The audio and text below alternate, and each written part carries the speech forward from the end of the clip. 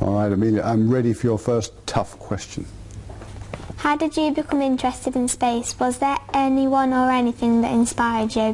When I was a kid, when I was about your age, on TV they were filming the whole space race, and this was the Russians and the Americans fighting each other to see who would get to the moon first. So they were launching rockets almost every month with people doing new things, and eventually the Americans landed first on the moon. That was Mr. Neil Armstrong, down the ladder, onto the surface, walked around. And I saw the whole thing on TV, all the launches leading up to it, all the tests and things. And I was your age when I started watching that, and then 13 when they landed on the moon. And I thought it was fantastic. And from then I said, I want to do that. What training did you need to do before going on to space, and how long did that take? Well, the training I did for being an astronaut was lots of things. You had to really understand the shuttle well. It's like like an aeroplane and a rocket and a glider. It's sort of three machines in one machine. It's very, very complicated. So you spent 2 years just studying shuttle. A lot of book work, a lot of simulation tests. And then you practice being a spacewalker, and that's all in a big tank of water. And then we do a lot of flying aeroplanes. And then we had to learn lots and lots and lots about space station because we were building it. So it was a lot of study, just like you get at school, where you study something and then you go do it and see what you learned and see how well you did, then study some more and do it again. So it took me about 6 years from the day I joined up until I first flew in space. Can you describe your emotions the first time you went into space? I was very excited. I wasn't scared, not even a little bit. I was very, very excited because I'd been waiting for it for a long time. It was great.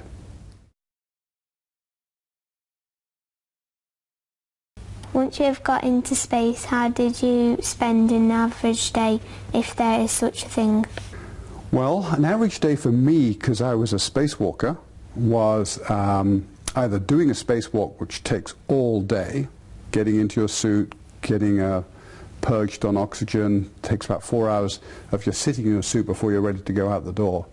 Then a spacewalk was about 7.5 hours, 8 hours long. Then you come back in and have to clean everything up. So that would be a long, 15-hour day doing a spacewalk. And on the days that I wasn't doing a spacewalk, you get sort of like do a spacewalk on a Monday, Wednesday, Friday, and then so Tuesday and Thursday you do other things. You mainly get ready for the next spacewalk, get all the tools and equipment and machinery together for the next one. So it's hard work, all day, every day, maybe 15, 16 hours a day.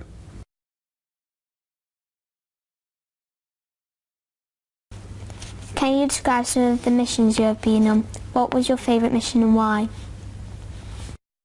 Oh, well, I did 3 missions, and they were all to the International Space Station, and they were all to do with either building it or repairing it. And they're all fun in their different ways, but the middle mission for me was the best because the spacewalks were the most fun. So I liked it a lot.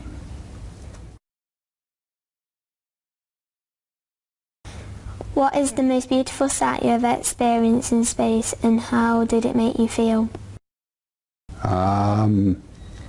Let's see. I think the most beautiful thing you ever see is watching sunrise over the Earth, because it's all black, and then you see a little thin, thin blue line just cracking, in blackness. You see a thin blue line, and then you see the sun come up, and because it's going so fast, the sun comes up really fast. So if this is the horizon, the sun comes up like this.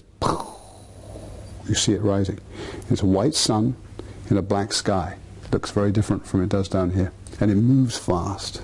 Beautiful.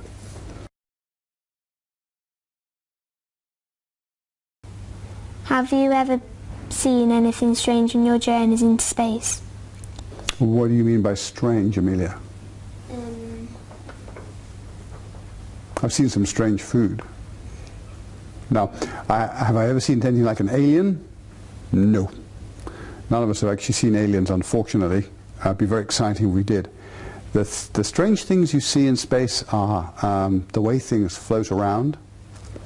Another strange thing is if you're outside in a spacesuit, you're doing a spacewalk, and you have a metal object and you hit another metal object, like you hit something with a hammer, no sound, because there's no air.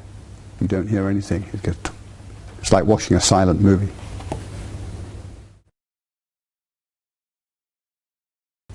What do your children think about having an astronaut for a father?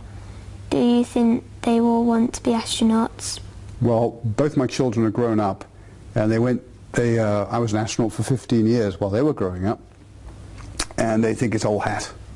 They're not interested. They're doing completely different things.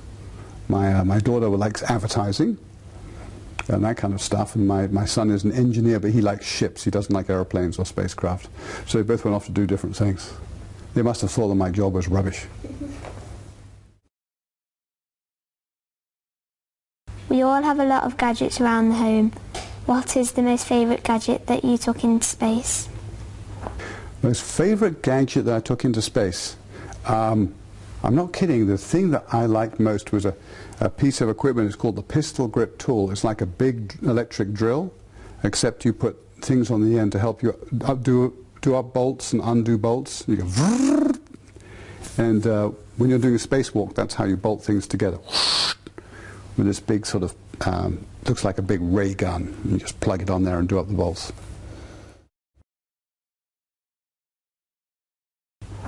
Do you think there is life on other planets? I'm positive there's life on other planets, but we haven't found it yet. There may not be life on any planet or moon of a planet in the solar system. Probably not, except for us. But I'm sure we'll find worlds around other stars that have life on them one day. So that's something for you to look forward to. But heaven knows what it'll look like. I mean, it won't look like us, that's for sure. The reason we look like we do is because of the way we've evolved lots of little tricks and turns so that we ended up looking the way we do. But life on other planets will probably look very different, which makes it even more exciting. Do you enjoy your job? Do I enjoy my job? Yes, I do, very much. I've enjoyed all my jobs. I was a scientist for about 13 years, and that was great fun because when you're a scientist, you get up every day and you sort of have an idea about what you want to do, but you get to the office or you get to the laboratory and then it turns out a little bit different. So every day something new. It was not really like working at all. Then I was an astronaut, and you know what that's like, that's a lot of fun.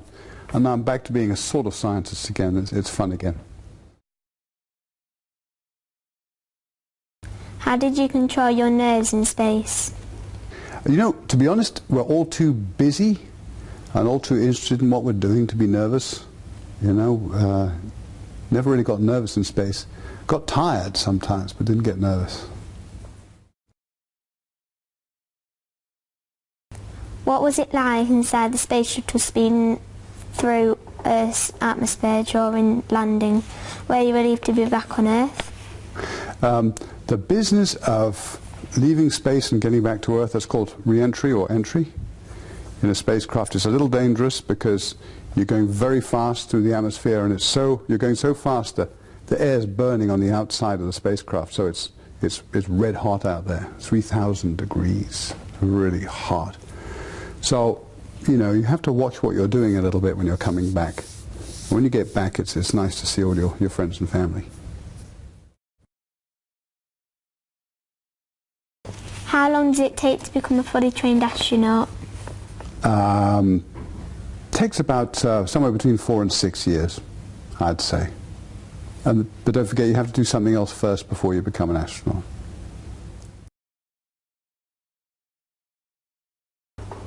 What surprised you the most about being in space?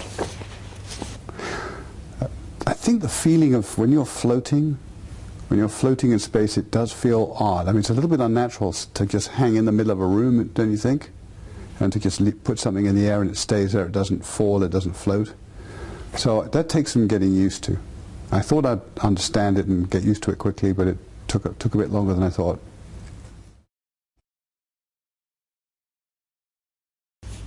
Mars or Milky Way, which chocolate bar do you like best?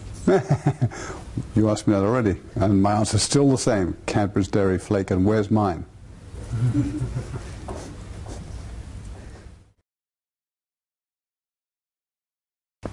What questions would you like to be asked about space and never have been? And never have been. I think I've been asked almost every question. Nobody asked me if I'd like to travel to another star, and my answer would be absolutely. Even if it took a long time, I'd like to go to another star and see another set of planets. I think that'd be great fun.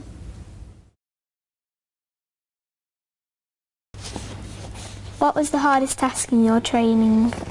For me, everybody finds that they find, some people are completely brilliant and they do everything perfectly well, but most of us, we do some things very well and then do other things not so well. And for me, the hardest thing was learning robotics, learning how to drive the big arm. I eventually got the hang of it, but it took me quite a long time.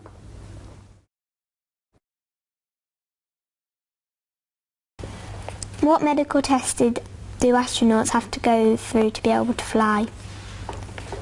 Lots and lots and lots. They're worried about things like your heart and your lungs, and these are good reasons for not smoking ever, okay, because that's not good for your health. Okay. And you've got to be fairly fit, and you shouldn't drink too much, and things like that. So they check on all those things. What did it feel like to walk in space? That feels wonderful. You can just run around on the outside of the spacecraft. They've got handholds. They've got these big rails on the outside that you can use to pull yourself around with your hands. Funny, when you're in space, you walk with your hands and you sometimes carry things with your feet. So it's the other way around from normal. Okay? So you could hold a box between your feet and then use your hands to go on the handrails. Who are your heroes and why? My role model, the person I looked up to the most and still sort of do, was Neil Armstrong. He was the first man on the moon, but he used to come back and talk to us, young astronauts, as we were then, a lot, and help us out a little bit. And he was, even though he was the first person to ever stand on another world, he was always modest, quiet, polite, just a nice, nice man. Very, very smart. Is it true that helmet visors are made of solid gold? Helmet visors they're not made of solid gold. They're made of clear plastic, polycarbonate. It's a really tough plastic. You could hit it with a hammer and it wouldn't break. And it has a very, very thin film of gold on it. It's just enough to reflect the light, like sunglasses, but thin enough so that you can see through it. So the gold visor, you pull that down during daytime so that you don't get blinded by the sun because it's very bright up there. It's like having a gigantic pair of sunglasses on. Not solid gold, but worth a lot of money anyway. All right. What did your family and friends say when you first told them you wanted to be an astronaut? I think they thought it was pretty impractical as an idea. So for a long time I just kind of had it as a deep interest and a sort of dream of something I would just love to do. But I had space posters all over my bedroom, rockets blasting off and all the rest of it. And I bought the Airfix 48-inch scale model of the Saturn V, and built that thing and painted it properly. And then a whole lot of books. So the interest, I never lost the interest in what it was about and how it was done. I always had the hope that somehow it'd work out.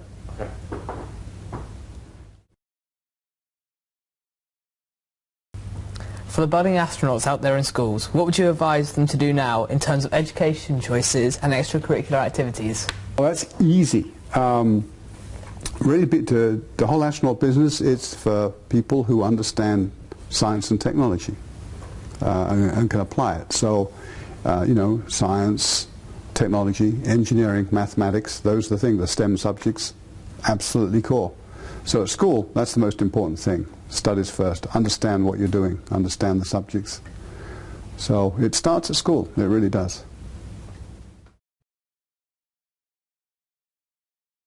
Most commutes to work are less than an hour, but yours was clearly different from the norm. Can you tell us, did you like travelling to space on the shuttle, and has the experience of leaving the planet changed your outlook on life? If so, how? Did I like leaving the planet in the shuttle? Very much so. It was a very exciting business. The whole business of launch is 8 minutes 20 seconds. That's all it takes. Reach zero gravity. Yep, that's right. So from getting off the pad to reaching your target velocity, which is 5 miles a second, that's 17,500 miles an hour, which is pretty fast, takes 8.5 minutes or less than. And then you're in 0 G and flying along, 130 miles above the atmosphere. So that's exciting. I mean, that does get your attention. What was the next one? Has being in space changed your outlook on life? Hasn't changed my outlook on life, but I'll tell you, it has changed my outlook on the planet. You know, I'm a lot fonder of the planet than I was. It's very small. This place where we live, it's much smaller than you think, and there's much less atmosphere than you think. From here to Woking, going straight up, that's as thick as the atmosphere is. There's really not much there. So I'm much more inclined to be careful with my little planet. I'm fond of it.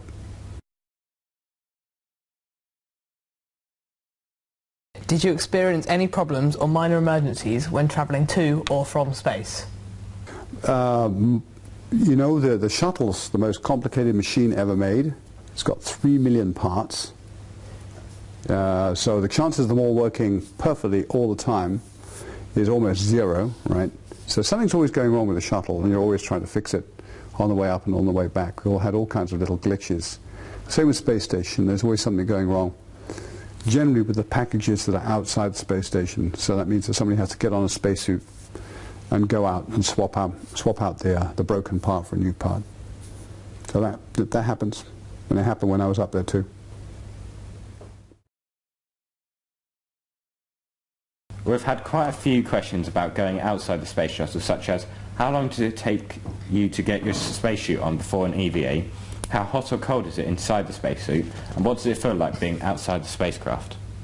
All right, so how long does it take to get your spacesuit ready? Yeah. Generally you spend about the evening of the previous day getting your spacesuit together and all the tools, and then you get up really early the next morning and start breathing pure oxygen, because when you go outside in your spacesuit you're breathing pure oxygen. Yeah, you don't want to be smoking inside your spacesuit, you'll explode. So getting into the spacesuit is a bit of a wriggle and a squirm, but once you're in it's very comfortable. When you're outside, it's good. You have air conditioning, a fan, and as long as you don't overwork and start sweating, you're very comfortable. Not too hot, not too cold. Okay. And what does it feel like being outside the spacecraft? Well, it's an odd feeling because you're very comfortable in the suit. You're just barely touching all of the suit on the inside of it. You're not like when you're training in the pool, you know, down in the lowest point of the suit. So you're floating in the middle of your suit, very comfortable. The gloves are a perfect fit. They make sure of that. And you can actually find out you can get a lot more done more easily than you thought you could. So it was kind of a revelation to me how easy it was to do some things in space. Eating, sleeping and washing is something we take for granted on Earth and can be difficult for us to imagine in zero gravity. Can you tell us about them? Well, they tried early on in both the Russian program and the American program. They experimented with showers, you know, so that people could wash themselves really thoroughly in space. So think about the problem with that. You know, the water droplets just sort of fly around and you start inhaling them and drowning. So they tried putting big fans in the floor of the shower so that the water gets sucked into the floor. Didn't work. Still had water flying around. A Russian who test drove this shower in space nearly drowned, and he said, I'm never doing that again. I met him actually, and he was really said, no way. So the way you wash yourself in space is you just get a washcloth or a flannel, hot water, wash yourself off, then get a fresh water one, no soap, and clean yourself off, and that's it. So the guys who are up there for 6 months, they dream about having showers and baths, but they don't get to do one. Eating's pretty straightforward. Just about everything you can eat here, you can eat there, but we have to be sure the food's completely safe, you know, so none of us will get sick because we're a long way from a hospital. So generally speaking, we eat meals ready to eat, or MREs. They're military rations, and you know, they have a certain sameness to them after a while. So we take a bottle of Tabasco sauce or some mustard to pep things up.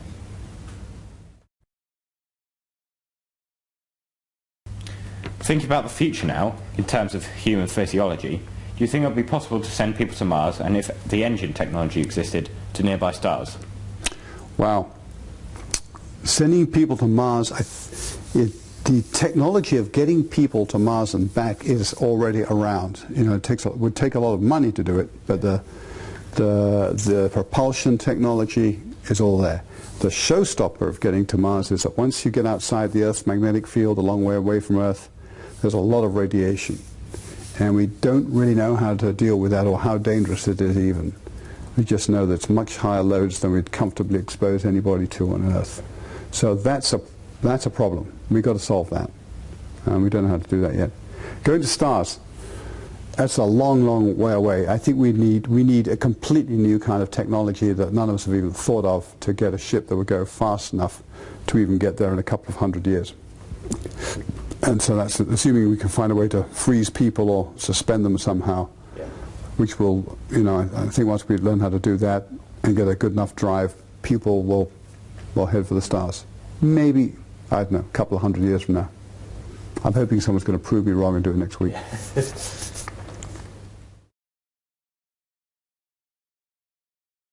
If you were the first man to land on Mars, what would be your first words?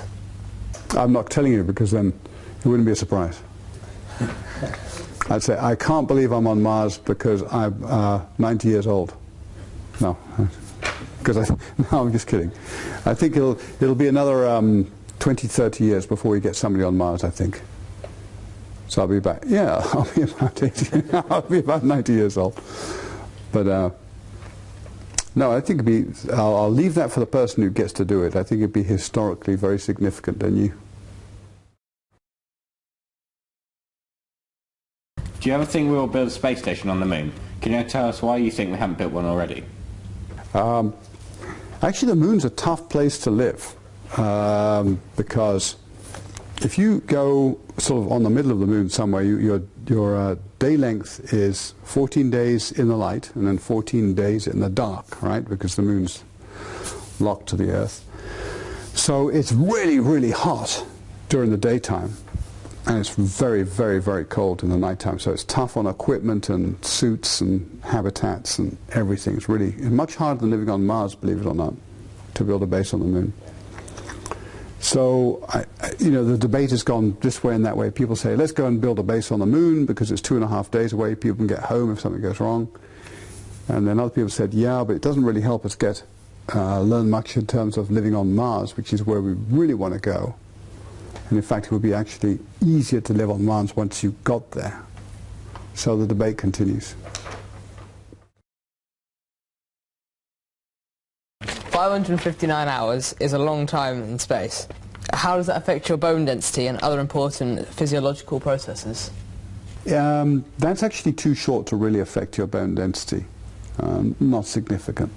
People are up there for 6 months, start to lose calcium from their bones, but we found that if they do really hard exercise for a couple of hours a day while they're on orbit, that actually helps counter it. And so the whole bone density problem, while not completely solved, is almost solved, I think. There's a whole lot of other little problems, but they're small. The big problem would be, once you get away from Earth, is that the radiation that we talked about earlier. That's the big problem. We've yet to deal with that. What's been your most worrying moment in space? Most worrying moment in space? Wow, that's a good question. I think when we thought we weren't going to be allowed to go for a spacewalk because we had some problems with a suit. I thought we weren't going to get to go out, and I was trying to figure out how we could get the rest of all our tasks done. And so that was a sort of bad half hour. Then they changed their minds. We went anyway.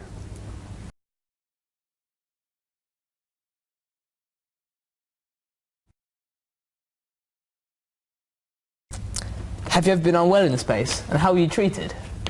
Felt a little ill once, and that's quite normal for people who go to space the first time they go there. I feel a little queasy. Didn't throw up or anything, but just didn't feel too well. And then, you know, had something to eat and had a nap, and I felt much better. So the natural cure. Felt much better.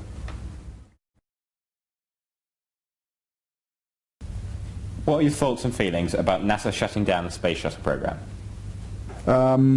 Well, the shuttle has been flying for about 30 years, and really it was time to retire the vehicle. We could have kept flying them for longer, but I think it was time to retire that particular kind of technology as fairly high risk and move to something safer. So that's what we're doing. Okay. And hopefully cheaper. What are you moving to? We're going to have a rocket called Orion, Yep. and that should be out the next 3 or 4 years. And maybe we'll have some commercial crew vehicles as well.